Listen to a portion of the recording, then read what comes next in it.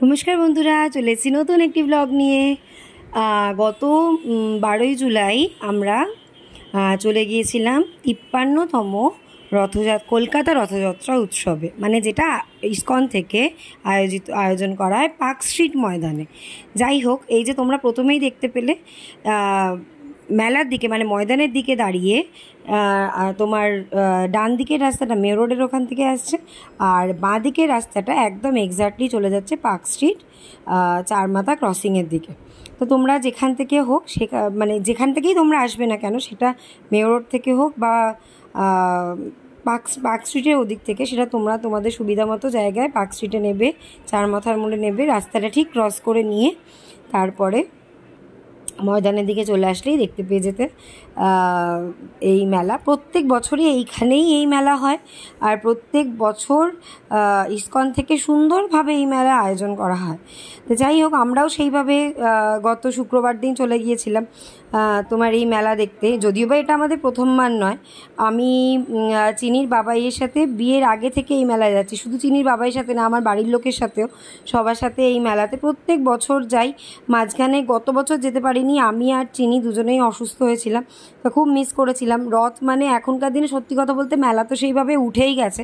আমাদের বেহালা এই চত্বরে শখের বাজারের ওখানে রথের দিন মেলা হয়, আর এদিকে ঠাকুরপুকুরে তোমাদের ওই যে কদিন রথ মানে উল্টো রথ, সোজা রথ থেকে উল্টো রথ অবধি ওই কটা দিন রাস্তার একধারে মেলা বসে। যাই ওইটাকে তো আর মেলা বসে না, এটাকেও প্রপারলি মেলা বলা চলে না, কিন্তু তাও এটা ধর্মীয় প্রতিষ্ঠান থেকে যতটা যা করা হয় এখানে সেইভাবে আয়োজন করা। এখানে প্রথমেই তোমরা দেখে নিলে, আমরা চতুর্দিকে গোবিন্দাস আছে, স্টল দিয়েছিল। তারপর ওদিকে তোমার ওদের যে ইসকনের যেটা মহাপ্রসাদের যে আলাদা করে স্টল যেখান থেকে নিতে হয় সেইটা আছে। তারপর এখানে গোপালের সাজসজ্জার নানা রকম জায়গা আছে, মানে সব কিছুই আছে। আর এখানে দেখতে পেলে 3টে বড় বড় রথ, একটা জগন্নাথ দেবের, একটা বলরামের, একটা সুভদ্রার। তা যাই হোক, চিনি কিন্তু প্রথমেই গোদান যেখানে মানে গো সেবা যেখানে হচ্ছিলো, গোদান বলে ফেলেছে, গো সেবা যেখানে হচ্ছিলো সেখানে গিয়ে গরু দেখেছে। গরু দেখে তো ও প্রচণ্ড রকমভাবে মানে ও মানে কি বলবো, আনন্দিত হয়ে গেছে। কিন্তু দুঃখের বিষয় এতটাই ভয় পাচ্ছে যে হাত দেবে না। লাস্টে বললো, বন্ধুরা তোমরা কাউ সেবাটা করে যেও। ও প্রথম থেকে বলেছিল আমাকে, শেষ অবধি বললো, ততক্ষণে গেছে মাম্মাম একটু কাউকে আমরা কি খাওয়াবো। আমি বললাম না, আমরা অ্যাকচুয়ালি সত্যি কথা বলতে আমরা সেদিনকে চিনিরই অন্য একটা ইভেন্ট থেকে ফিরছিলাম বলে, বাইরে ননভেজ খেয়ে নিয়েছিলাম বলে পুজোটা দিতে পারিনি। তা নাহলে খুব ইচ্ছা ছিল পুজো দেবার। নেক্সট ইয়ার দেখি যদি পসিবল হয় তো ওখানে গিয়ে পুজো দিতে পারবো। আমি এখানে সব দেখেও নিয়েছি কীভাবে কি পুজো দেওয়া যাচ্ছে, কীভাবে কি পুজো দেওয়া যাচ্ছে না। আর এই যে এখানে দেখতে পাচ্ছ, এইটা হচ্ছে তোমার জুতো রাখার জায়গা। অনেকে আছে এমনিতেও খুলছে জুতো টুতো, কিন্তু সত্যি কথা বলতে সিকিওর যদি জুতো রাখতে চায়, ওরা প্রত্যেকে একটা করে প্লাস্টিক বিনামূল্যে দিচ্ছে, কোনো পয়সা করে কিছু লাগছে না। সেইখানে জুতোটা রেখে নিয়ে ঠিক পাশেই কল আছে হাত পা ধোয়ার জন্য, হাত পা ধুয়ে নিয়ে এইবার আমরা জগন্নাথ দেবকে দর্শনের জন্য চলে যাব। তো যাই হোক, এইখানে চিনি বাবা দুজনেই গেছে হাত পা ধুতে। আমি প্রথমে প্লাস্টিকটা নিয়ে নিয়েছিলাম, তারপরে আমি গিয়ে আবার হাত পা ধুয়ে এই যে আসল লোককে দর্শনের জন্য আমরা ঢুকছি ভেতর দিকে। সত্যি কথা বলছে, কত লোক ধারে বসে আছে এখানে ঠাকুরকে মানে দর্শন। আগে কি করতো, আগে এই দড়িটা রাখতো না, আগে মাঝখানের জায়গাটাতে মানুষ বসতো, কিন্তু এখন ওরা এই সাইড থেকে মানে একদিক থেকে ঢুকিয়ে মাঝখানের জায়গাটা ফাঁকা রেখে অন্য দিক থেকে বের করছে। এখানে কিন্তু চিনি অলরেডি চিনির বাবার কাঁধে উঠে পড়েছে। আর এই যে চিনির বাবা যে চিনিকে কাঁধে নেয়, এইটা দেখলে কিন্তু আমার ছোটোবেলার কথা মনে পড়ে যায়।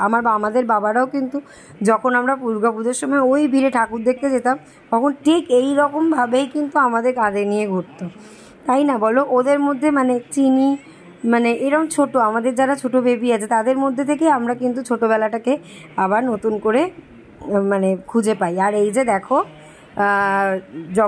জগন্নাথের এখানে জগন্নাথ দেব, সুভদ্রা, বলরাম সবার কিন্তু এখানে মূর্তি। আর এখানে অঙ্গরাগটা যে হয়, এত সুন্দর অঙ্গরাগ করে প্রতিদিন, নিত্য নতুন সুন্দরভাবে সাজানো হয়, এত সুন্দর লাগে। আর এখানে দেখতে পাচ্ছ ভেতরে না অনেকে বাবাকে পুজো দিতে গেছে, আর এই পুজোটার জন্য লাইন একদম ঠিক এই যেখানে মানে যে প্যান্ডেলটাতে আমরা দাঁড়িয়ে আছি, মানে যেখানে গুন্ডিচার এই মন্দিরটা হয়েছে, ঠিক এই প্যান্ডেলের গা ঘেঁষেই 201 টাকা আর 501 টাকা দিয়ে পুজো দেওয়া যাচ্ছিল।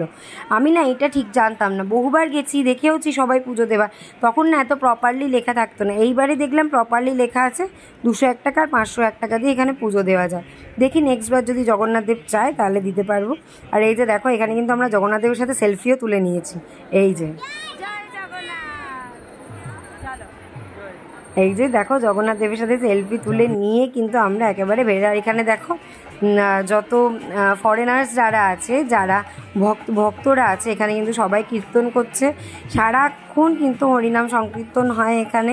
যেখানে দেখতে পাবে সেখানে হরিনাম সংকীর্তন হচ্ছে। এরপরে কিন্তু আমরা জুতো পরিনি, একদম ডাইরেক্ট ওখান থেকে মাঠটা পেরিয়ে আমরা চলে গিয়েছিলাম রথগুলো প্রদক্ষিণ করতে।